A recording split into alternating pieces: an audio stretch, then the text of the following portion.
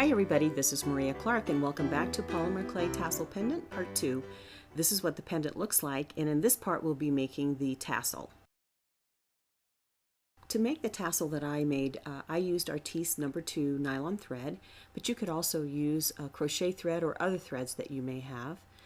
For the project we'll need some glue, double-sided tape, we'll need a credit card or an old key card, or you could use stiff cardboard, and a pair of scissors.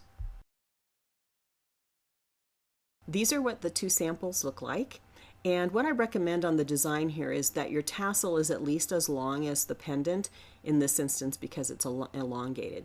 So I've got my key card here, and I've put a couple pieces of double-sided tape on each end, and I'm laying a piece of thread just probably about 5 or 6 inches across each one of those, the double-sided tape, and that'll help me hold the top and the bottom. And then I'm just pulled off some of the thread, and I'll wrap it around loosely, not tightly because it'll be tough to get off. And I'm going to wrap this probably about 30 times for the size of tassel that I need, and you'll want to do one tassel and test it with the cord that you're going to use for your pendant to make sure it fits. I'll tie a knot at the top and just get this in position so that I can take it off the card. So there's just one part of the knot, and I'll just start removing that from the card just by sliding it over.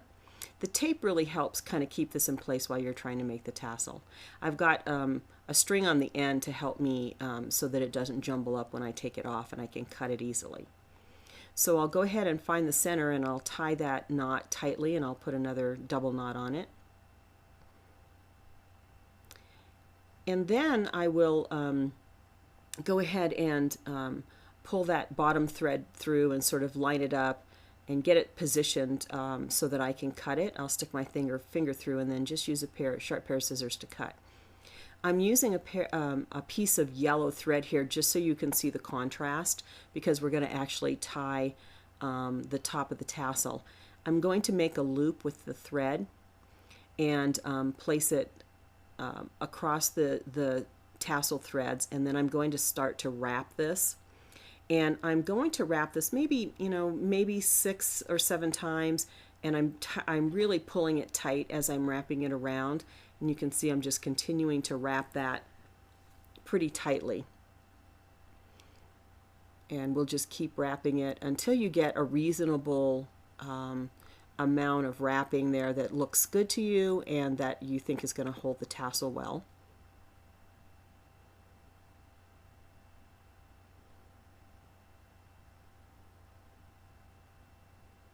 And just maybe 1 or 2 more loops here. Once I've finished putting as many wraps on it, I'm going to go ahead and I'm going to take the end of the thread and I'm going to put it through the loop. You can see how that's going straight through the loop, and I'm going to pull that, and then I'm going to use the other end to pull that thread up underneath the wraps, and you'll see it'll slide right up there even though you've done it pretty tightly. And then I'll pull each end to tighten it, and I'll clip off each of the ends. So again, I just did it with the yellow thread so that you could get a good look at how that is going to end up. And clip those threads, and you're ready to move on. The next step is to actually trim the ends. You can see how they're pretty jagged, so I'm just trimming the ends so that I get a nice even end to the tassel and it flows well. What I'm doing here is I've just got a piece of my core and I'm testing it to make sure that it's going to fit and slide up into that core fairly well. Here's the 2 samples again, and you can see how nicely they look with the tassel. And again, you have so many options in terms of colors that you can use whatever you like. Thanks for joining me in making the tassel in part 2. Let's move on to part 3 for finishing.